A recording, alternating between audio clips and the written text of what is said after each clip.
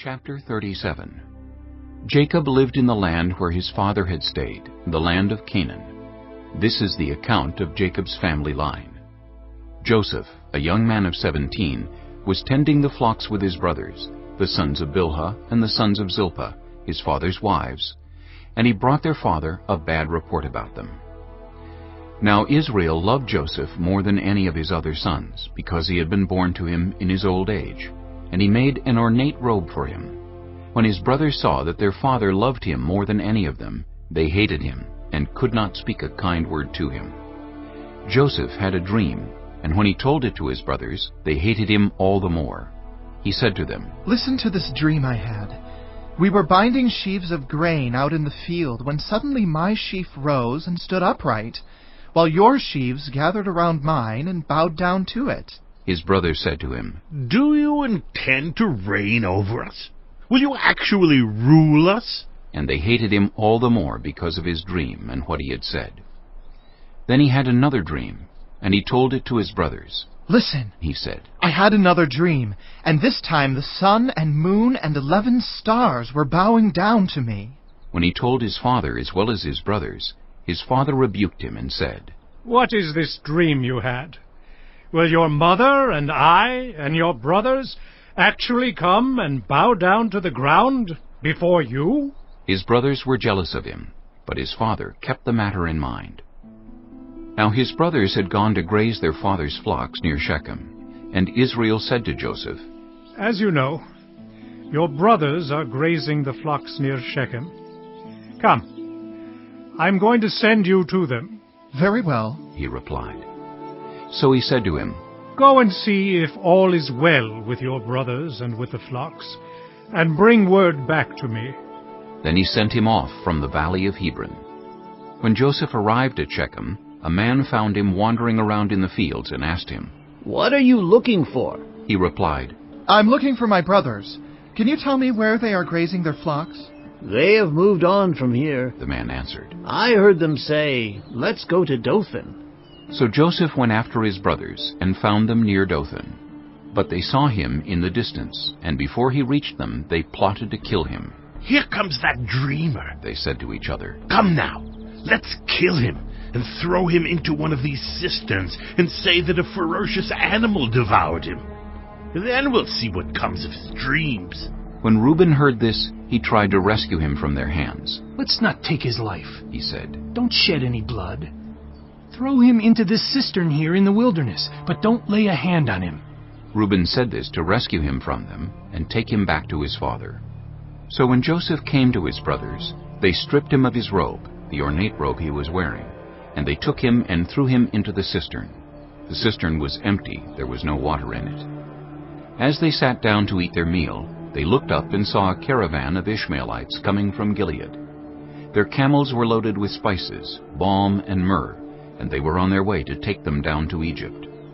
Judah said to his brothers, "What will we gain if we kill our brother and cover up his blood? Come, let's sell him to the Ishmaelites and not lay our hands on him. After all, he is our brother, our own flesh and blood." His brothers agreed. So when the Midianite merchants came by, his brothers pulled Joseph up out of the cistern and sold him for 20 shekels of silver to the Ishmaelites, who took him to Egypt. When Reuben returned to the cistern and saw that Joseph was not there, he tore his clothes. He went back to his brothers and said, "The boy isn't there. Where can I turn now?" Then they got Joseph's robe, slaughtered a goat, and dipped the robe in the blood. They took the ornate robe back to their father and said, "We found this.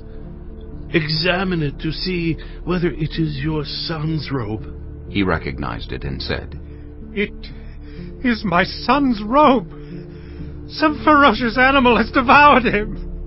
Joseph has surely been torn to pieces." Then Jacob tore his clothes, put on sackcloth, and mourned for his son many days. All his sons and daughters came to comfort him, but he refused to be comforted. "No," he said, "I will continue to mourn until I join my son in the grave." So his father wept for him.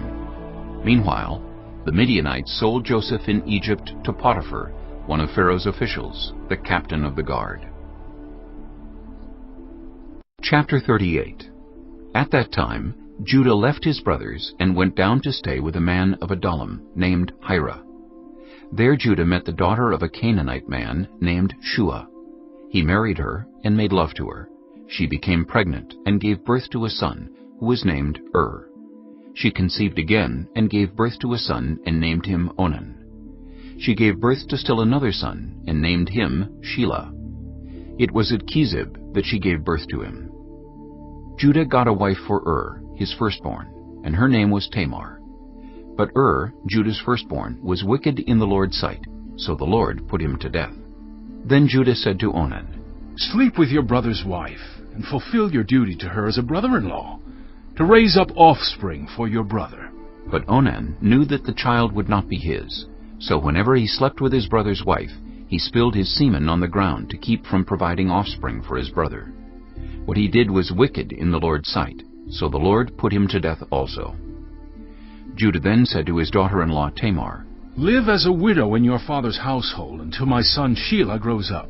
For he thought, he may die too, just like his brothers. So Tamar went to live in her father's household. After a long time, Judah's wife, the daughter of Shua, died. When Judah had recovered from his grief, he went up to Timnah, to the men who were shearing his sheep, and his friend Hira the Adullamite went with him. When Tamar was told, Your father-in-law is on his way to Timnah to shear his sheep, she took off her widow's clothes, covered herself with a veil to disguise herself, and then sat down at the entrance to Enaim, which is on the road to Timnah. For she saw that, though Shelah had now grown up, she had not been given to him as his wife. When Judah saw her, he thought she was a prostitute, for she had covered her face. Not realizing that she was his daughter-in-law, he went over to her by the roadside and said, Come now, let me sleep with you. And what will you give me to sleep with you? She asked. I'll send you a young goat from my flock, he said. Will you give me something as a pledge until you send it? She asked. He said, What pledge should I give you? Your seal and its cord, and the staff in your hand, she answered. So he gave them to her, and slept with her, and she became pregnant by him. After she left, she took off her veil and put on her widow's clothes again. Meanwhile, Judah sent the young goat by his friend the Adullamite in order to get his pledge back from the woman, but he did not find her. He asked the men who lived there, Where is the shrine prostitute who is beside the road at Enaim? There hasn't been any shrine prostitute here, they said. So he went back to Judah and said, I didn't find her. Besides, the men who live there said, There hasn't been any shrine prostitute here. Then Judah said, Let her keep what she has, or we will become a laughingstock. After all, I did send her this young goat, but you didn't find her. About 3 months later, Judah was told, Your daughter-in-law Tamar is guilty of prostitution, and as a result, she is now pregnant. Judah said, Bring her out, and have her burned to death. As she was being brought out, she sent a message to her father-in-law. I am pregnant by the man who owns these, she said. And she added, See if you recognize whose seal and cord and staff these are. Judah recognized them and said, She is more righteous than I, since I wouldn't give her to my son Shelah. And he did not sleep with her again. When the time came for her to give birth, there were twin boys in her womb.